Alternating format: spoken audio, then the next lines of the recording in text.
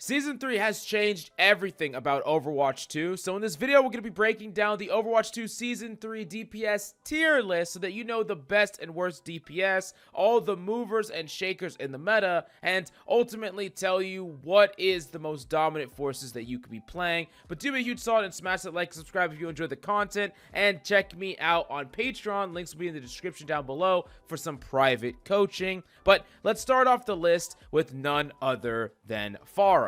Pharah is a very, very powerful character, capable of being comboed with Mercy to be a dominant force in any low elo and of course console. But one of the things that you need to consider now is that Mercy is going to have a bit of a harder time pocketing Pharah than before. The primary reason for that is because of the movement change. Pharah will often be going a little bit too fast sometimes for the Mercy to keep up, at least to the same rate as she was before, and there'll be more dead time in the middle of the air where the Mercy could get taken advantage of and potentially punished. Now, that being said, this combo is still really deadly, but another downside to this combo is simply due to the fact that, one, Cassidy and other hit scans are more powerful than they were before, which are definitely threats to Pharah, and two, the new Koth map is not really that suited for Pharah, which is actually a bit untraditional because mostly all of the Koth maps are great for Pharah, and the fact that multiple of the new maps in the new Koth maps aren't that good for Pharah all kind of bring Pharah's stock down. Still think that Pharah can be great in the right hands, in the right situation, but not nearly as powerful as she was in the past, I think. And for those reasons, I'm putting her in the C tier, but at the top of the C tier, still really, really great as a DPS character in the right circumstances. Now, let's talk about Sojourn. And Sojourn's an interesting one, and it's very strange where I place Sojourn, because Sojourn can still get that Mercy pocket and still be freaking dominant. But, one, Mercy oftentimes doesn't want to just stay attached to one target the entire time anymore, and two, she's easier to punish, so Sojourn and Mercy as a duo are easier to punish. That doesn't mean that Sojourn is bad, it just means that the Sojourn needs to get a ton of value to justify it working, and I think that that is possible and true in like GM plus, right? But for the vast majority of ranks, you're not going to see that nearly as much, and I think that it's kind of weird because if I do this from a top-down perspective, Sojourn is definitely still going to be rocking in that S tier, but if I do this from just an average perspective or just even a pretty high level perspective, I think that she's still phenomenal. You can still play Sojourn without a pocket, and she has mobility, she has burst damage, she has all these things that make her a great DPS, but there are more competition in this spot. And also, Mercy's easier to punish, so I'm actually going to put her at the top of A tier for now, but I could make the argument for her to still be S tier. Now let's talk about Mei. And Mei's a weird one because I think that Mei actually has gotten better in this season. There's a lot of diversity going on right now in the tank pool, but Mercy is really good at punishing a lot of tanks. Really great at slowing down wrecking balls. Really amazing at walling off Ramatras trying to push in with their ultimate. And I think that Mei is a character where if you're a very strategic-minded player, maybe you're a DPS player, but you come from playing tank or support, and maybe your mechanics aren't top tier, but you know how to set up win conditions, you know how to track abilities, you know how to track ultimates, I think Mei could be that perfect pick for you. I'm actually going to put Mei in the B tier. Really, really strong in the right hands, and in this meta in particular, I think she's actually doing a lot better, especially when we talk about more brawl type compositions, which we're actually seeing here and there.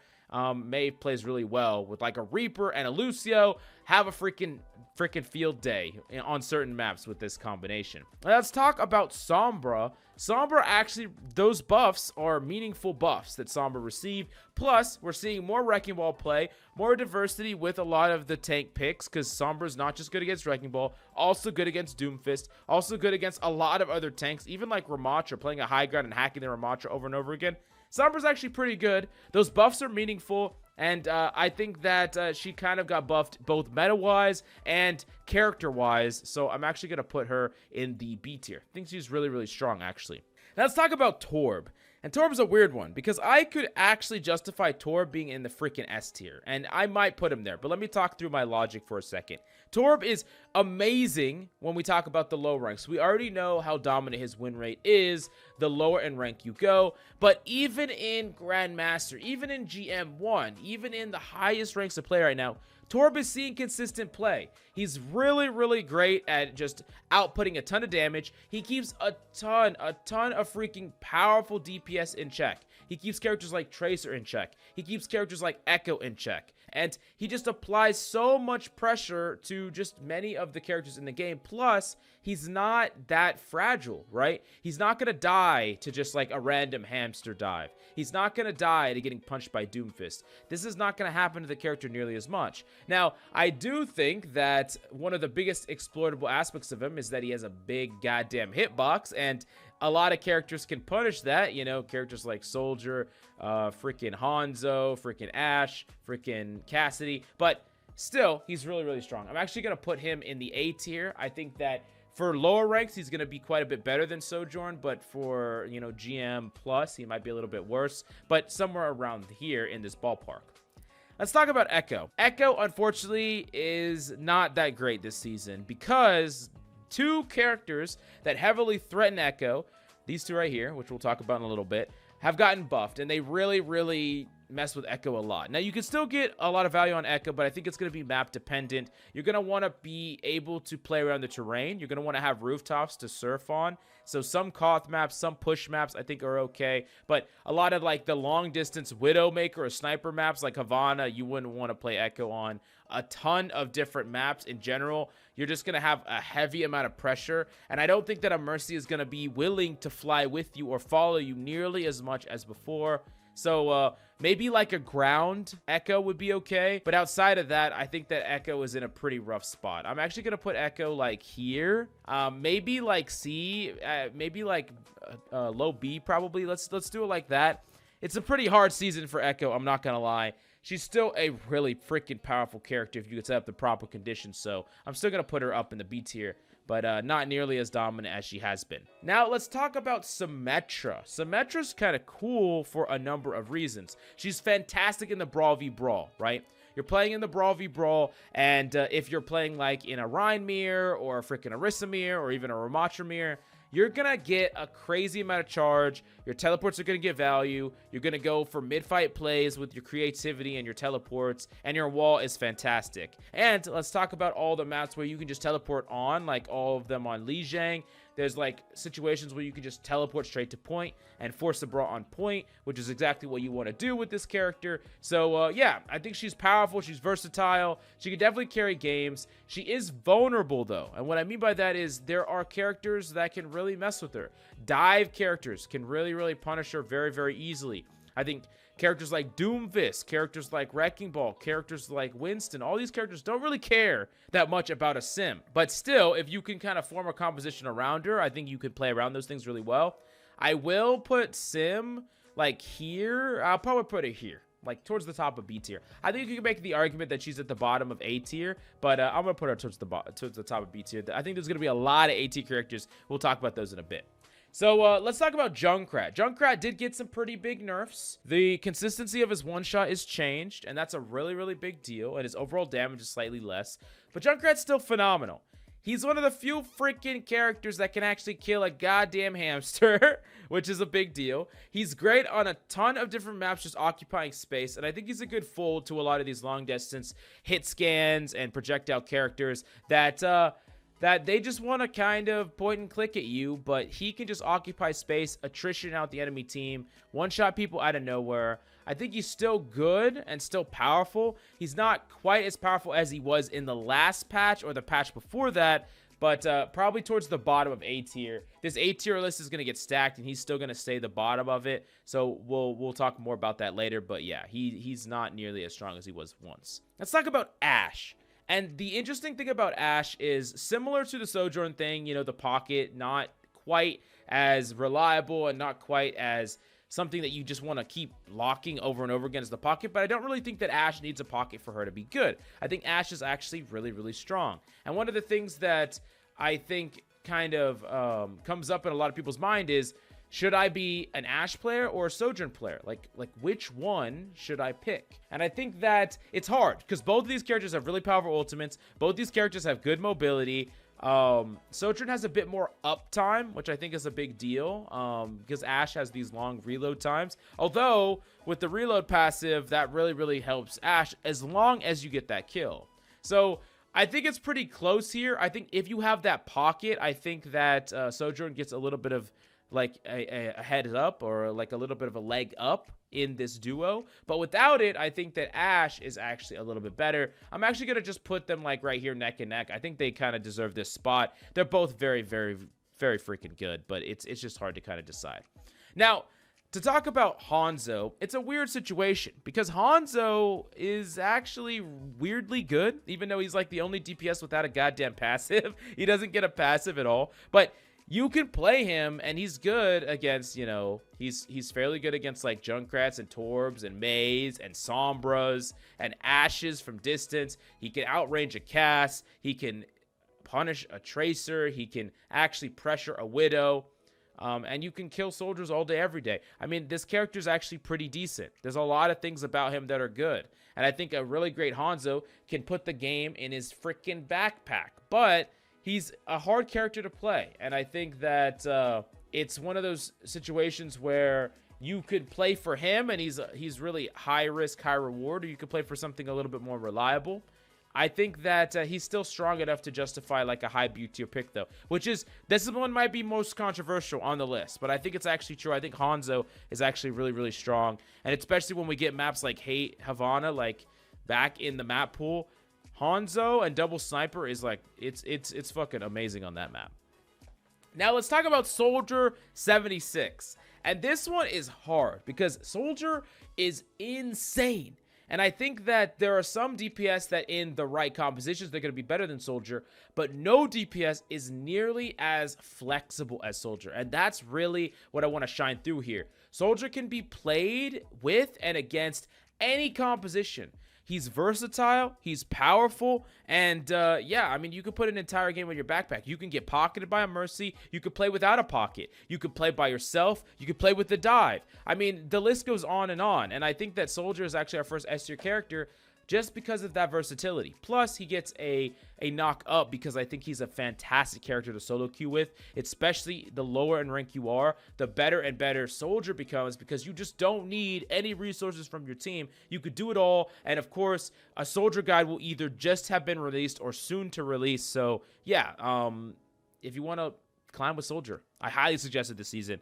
It's probably one of the best Soldier seasons we've seen in quite some time.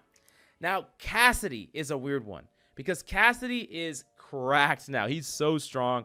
All of y'all know exactly how good Cassidy is, but he has compositions where he's good in and has compositions where he's basically unplayable in. If you're playing with like a Doom, or you're playing with a Winston, or any dive character, even Wrecking Ball, Kaz is not going to have a great time. Especially if you don't have designated peelers on your team or someone pocketing you. You could just get ISO'd out, you can get killed, you could get dove. And yeah, he's going to work best when you're playing with like Ramatra, Rhine, Orisa, Sigma, characters like that. Maybe not Sigma as much, but really Cass wants to play in more of a brawl composition, mid-range composition. And when you set up those situations, Cass is like insane. He's phenomenal, but not always are you going to be able to set that up. I think he's still really good, but I would say that the flexibility of Soldier is better, and the long distance range of these characters can kind of pressure out of Cassidy a lot, but I think he's better than some of these characters. I'm going to put him like right around here. I could see the argument that he's here. I'm actually going to put him here. This is where I'm going to put him. I think he's like somewhere around here, but still way better than he was in the previous season. And especially when your opponents are making a lot of mistakes, Cassidy can punish them really easily with that sticky. Let's talk about Tracer. Tracer has kind of been the same place all these seasons, and there's no reason why it's changing now. I mean, it's actually an easier season to play Tracer than it has been in the past. We're putting Tracer in the S tier. Tracer is just really strong. She can pressure a lot of the supports out, and we're seeing more support diversity right now. Tracer can punish most support compositions. She does have a hard time punishing specifically Kiriko and Lucio, but what she can do is she can pressure out a lot of the cooldowns of Kiriko. She can pressure out Suzu, and that can enable a Doom or a Wrecking Ball or a Winston to abuse these characters. She can force teleport, and that's really strong. She can follow up on a lot of the damage her team is doing. And yeah, I think that she's just one of the best DPS in the game. She is quite a bit harder to get value out of than Soldier, right? So I wouldn't necessarily suggest her in all the lower ranks of play, because while you could definitely pop off with her if you're good, it's going to be hard to have like people utilizing the pressure and taking advantage of the cooldowns that you're baiting. But she's still a great character to learn and grind and develop yourself with as well. So I'm not going to say don't play her. I'm just going to say you're not going to be able to hard carry in the same way that Tracer can hard carry. But yeah, I'm definitely putting her in the S tier. She's phenomenal. Widowmaker's still great. Widowmaker's still powerful. I know a lot of you are going to say, but she's down in HP. It really just doesn't matter that much for her character. Now, there are more dive characters being played. There are more dive characters coming around that can threaten you on Widow. I understand that, and that is a problem for Widow. But you can, one, play around them, and I can make a Widow guide to break down how. Or two, you can get value even like once they invest their resources into you. You can get peeled, you can get value. And yeah, on some maps, it's basically going to be unstoppable for you. I'm actually going to put Widowmaker up right here, only a little bit lower because I think she gets countered a bit harder this season than before, but still one of the best DPS in the game. And yeah, it's a character that definitely scales with skill, but when we have maps that are added to the pool, like it feels like every map that's added is like a freaking Widow map or like a sniper map or hit scan map. So yeah, hit scans right now, and hit scans and Sojourn are like so freaking strong right now. It's insane. I mean, you could just see it based on this list. Okay, last but certainly not least, Genji. Genji, you get to go down. No, I was kidding. Genji is actually surprisingly better this season than he's been in like all the other seasons. Because he could play well with like the dive tanks that we talked about. He could play really well, and he can still pressure like characters like Zen, characters like Ana, and pressure a lot of these hit scan DPS up here. Now, he's not fantastic. Don't blow it out of proportion, but I think he's actually playable. I think he's actually decent, and I'm actually gonna put him like here, which is high for Genji. It's actually pretty high for Genji. Maybe I'm not being fair with this Pharah pick, how low Pharah is, but honestly, if you take anything from this tier list, just realize that like hit scans plus Sojourn, we count Sojourn as a hit scan most of the time, but it doesn't really matter. They're on top and they're strong, and yeah, this is my DPS tier list. You're gonna really be able to see the full picture when you line this up with my tank and support tier list that are gonna come out soon. But if you have any questions, if you disagree or agree with me on any of the picks, or if there's any characters that you want to see buffed or nerfed, let me know what changes you would like to see in the links or the description down below. Smash the like, subscribe. If you want private coaching, links will be in the description. Thank you for coming by, and I will see you next time.